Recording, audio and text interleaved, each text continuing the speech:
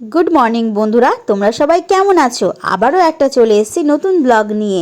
তো তোমরা বলো কেমন হলো তোমাদের দোলযাত্রা, আর তোমরা কেমন রং খেললে।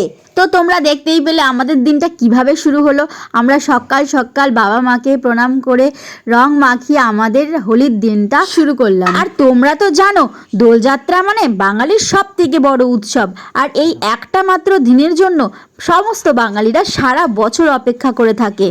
তো তারপরে দেখো বাবা মাকে প্রণাম করে আমরা সবাই মিলে একদম শুরু করে দিলাম দোল খেলা। তো তোমরা দেখো আমরা কিভাবে দোল খেলি, আর কমেন্টে কিন্তু জানাতে ভুলো না তোমরাও কেমনভাবে দোল খেলেছো। আমাদের স্পেশাল দেখো দোল খেলার পর আমরা কি কি করি তোমরা সমস্তটাই এই ভিডিওর মধ্যে দেখতে পাবে, আর ভিডিওটা কিন্তু একদম স্কিপ করবে না। দোল খেলতে খেলতে আমাদের এক একজনের মুখের অবস্থা দেখো, মানে কাউকে চেনা যাচ্ছে না, এটা কে বলো তো। তারপরে দেখো আমার অবস্থা দেখো, আমাকেও চেনা যাচ্ছে না। এই দেখো শুধুমাত্র সবার দাঁতগুলোই বোঝা যাচ্ছে, আর কিচ্ছু বোঝা যাচ্ছে না। এমন ভাবে রং মাখামাখি করছে, তারপর জল নিয়ে এই দেখো আরেকজনের অবস্থা দেখো।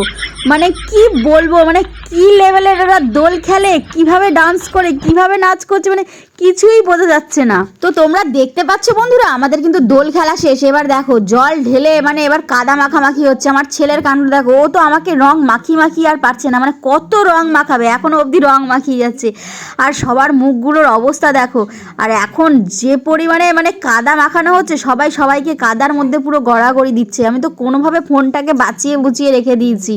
আর দেখো দেখো এদের কাণ্ড দেখো, এরা তো বাচ্চাদের মতন খেলা শুরু করে দিয়েছে, আর কেউ কাকে রং মাখাতে ছাড়ে না, তোমরা দেখতেই পাচ্ছ। আর গান চালিয়ে বক্স বাজিয়ে কত নাচ হচ্ছে, তোমরা দেখছো শুধু। আর কি বলবো, এমনভাবে কাদা মাখামাখি হয়েছে পুরো মাথার মধ্যে বালি মাটি সব ভর্তি হয়ে গেছে, যেটা মানে নর্মাল এই বাড়ির জলে ধোয়া সম্ভব নয়। আর আমার ছেলে বলছে দেখো আমি কত এনজয় করেছি বন্ধুরা, তোমরা কত মজা করেছো অবশ্যই জানাও আমাদেরকে।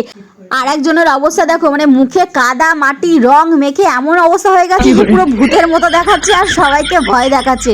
তো চলো আমাদের দোল খেলা শেষ, আর আমরা এখন কোথায় যাচ্ছি চলো। তো আমরা চলে এসেছি পুকুরে স্নান করতে, কারণ এই কাদা মাটি বালি নিয়ে তো বাড়িতে স্নান করা যায় না বলো। তো চলো আমরা চটপট নেমে পড়ি পুকুরে। তো সারা বছর বাড়িতে স্নান করা হয়, আর বছরে একদিন আমরা এসে পুকুরে স্নান করি। আর এই যে মজা পুকুরে স্নান করার, সেটা তোমাদেরকে কি বলবো। সেই দেখো আমি হাত উঠিয়ে কি মজা করছি, আর সবাই যা পরিমাণে জলে হুড়োহুড়ি করছে, মানে কি বলবো। আমরা তো প্রায় 2-3 ঘন্টা জলের মধ্যে স্নান করেছি।